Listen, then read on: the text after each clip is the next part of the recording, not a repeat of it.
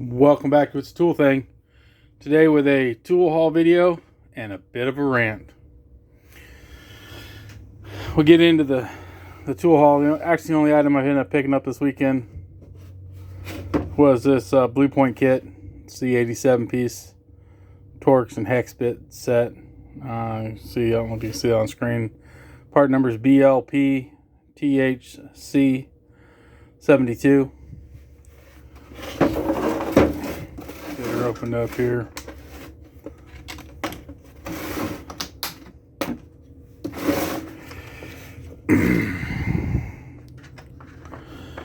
So it still's got the foam tray in it, and it's actually a complete set. I was a little torn on getting it. I've heard good things about it, but Blue Point not being USA made, I'm assuming probably Taiwan, but it doesn't say that I know of. I don't generally try to buy things that are broken, but it actually does have a couple that are, this one here, the ends broke off. Well, that's coming up on camera. There we go. This one's a little twisted.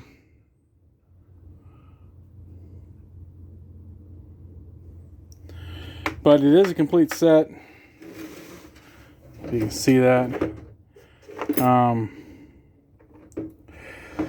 It has the Allen's metric and standard up to 19 millimeter and 3/4.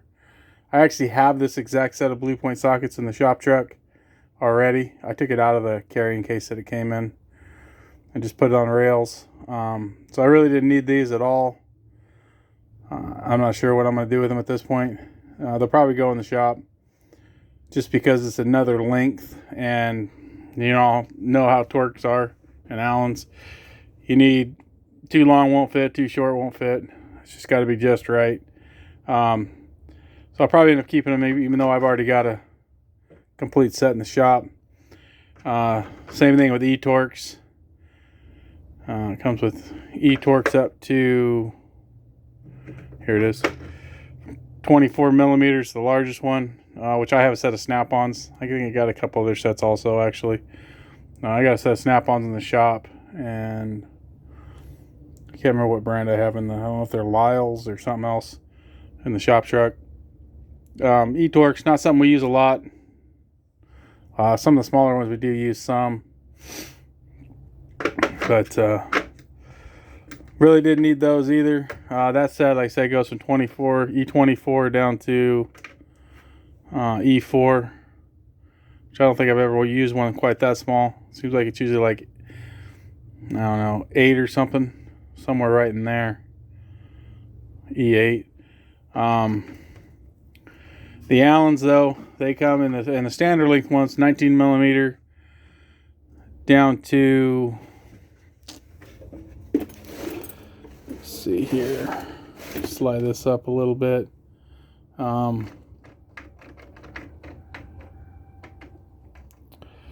So say we got a 1/8 inch is the smallest one in standard, and goes up to 3/4 right here. Oh, there they are right there. Up here on the top side, you can see that. Smallest is 2.5 on the Allens. So the largest is 19 millimeter. Said I had all those already, so that's why I was a little conflicted on this kit. It's got standard length Torx from 60 millimeter, 1/2 inch drive obviously, down to T6, which, to be honest, I don't know if I have any quite that small in an actual bit. I think they're just like 1/4 inch bits that I have near that size, so that might actually be a little handy. Some of these smaller ones, though, they tend to get damaged, as you can see from the ones that are already damaged in this kit. And then it has Allen's, long Allen's, which these aren't particularly super long. They're shorter than my other long Allen's. 10 millimeters, the largest one. in metric and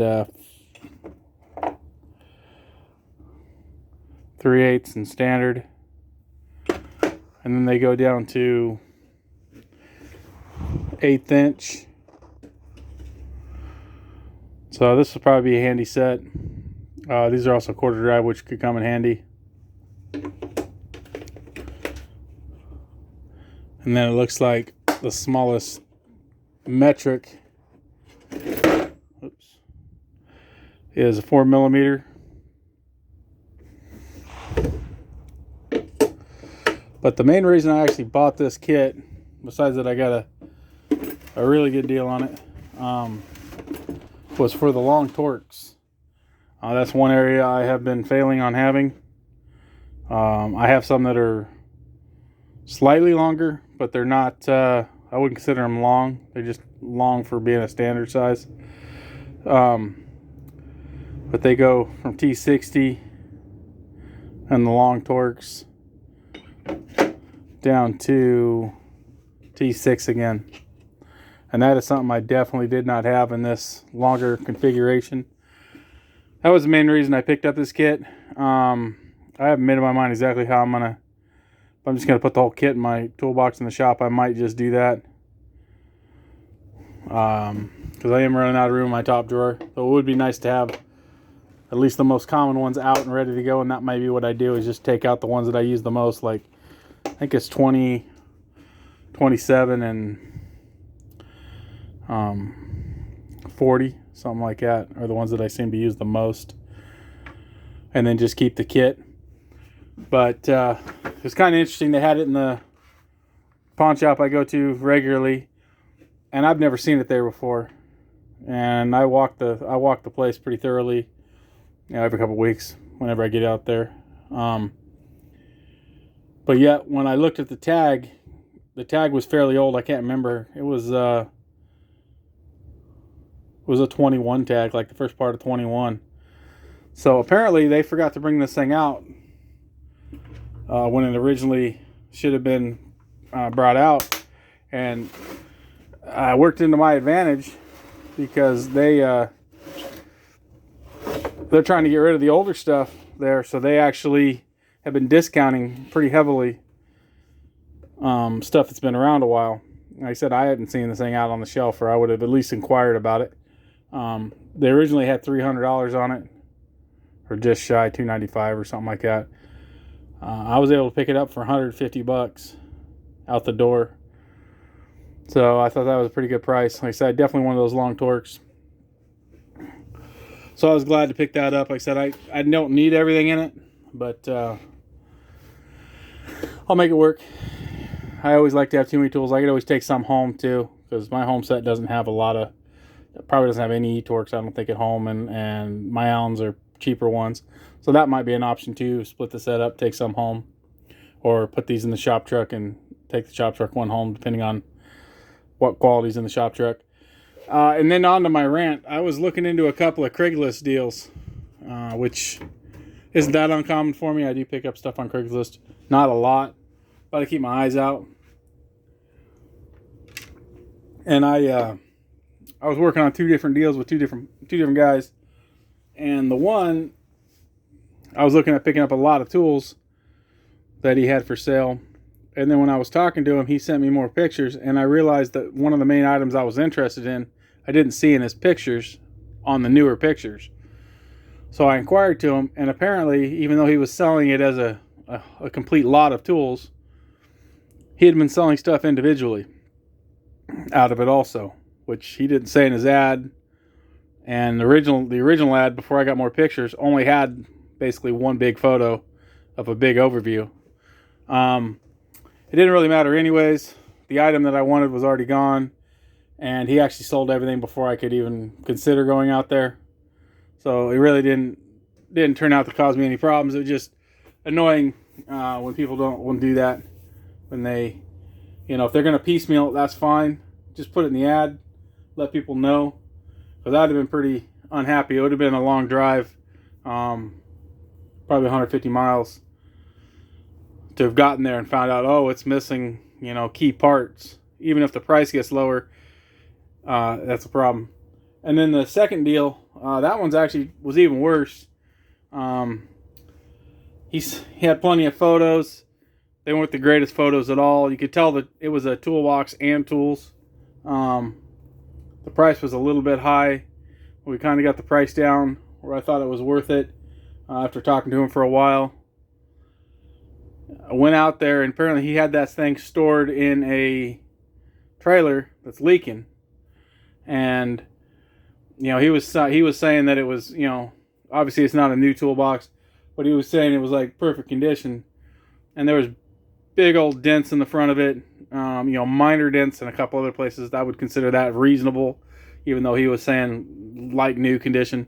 I wouldn't have been balked too much, but it had been sitting out there for so long that the slides were rusting, and I don't know if I could have cleaned them up or not.